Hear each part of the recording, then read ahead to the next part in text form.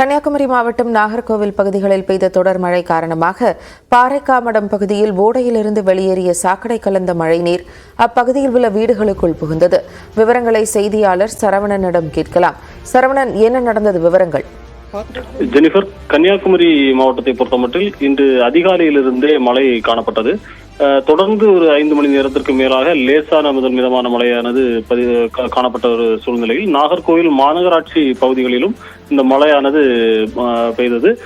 தொடர்ந்து இந்த நாகர்கோவில் மாநகர பகுதிகளான கோட்டாறு, செட்டிக்குளம், அதே போன்று வடசேரி போன்ற பகுதிகளில் பெய்த மழை காரணமாக அந்த பகுதிகளில் சாலையோரமாக இருக்கக்கூடிய சாக்கடை ஓடைகளில் இந்த மழைநீர் கலந்து அந்த மழைநீரானது சாலைகள் வழியாக பாய்ந்தோடியதையும் ஏற்கனவே பார்த்தோம்.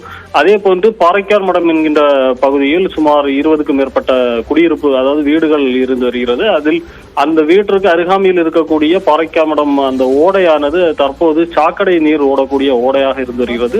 இந்நிலையில் இந்த பெய்த மழை காரணமாக அந்த சாக்கடை ஓடையில் நிரம்பி மழை நீரும் சாக்கடை நீருமாக அந்த குடியிருப்பு பகுதிகளுக்குள் புகுந்த நிலையில் 20க்கும் மேற்பட்ட வீடுகளும் இந்த சாக்கடை கலந்த மழை நீரில் மூழ்கியது.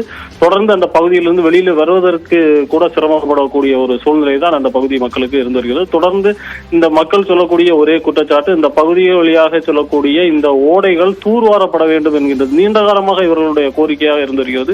ஆனாலும் தற்போதும் இந்த தூர்வாராத ஒரு நிலைமையில் இந்த பகுதியில் சாக்கடை கலந்த மழை நீரானது புகுந்திருக்கக்கூடிய ஒரு சூழ்நிலையை பார்க்க முடிகிறது. இதே போன்று மாநகராட்சிக்குள் பல பகுதிகளிலும் தாழ்வான பகுதிகளில் சாக்கடை கலந்த மழைநீர் ஓடுவதையும் பார்க்க முடிகிறது. ஜெனிவா, விவரங்களை அளித்ததற்கு நன்றி சரவணன். Father,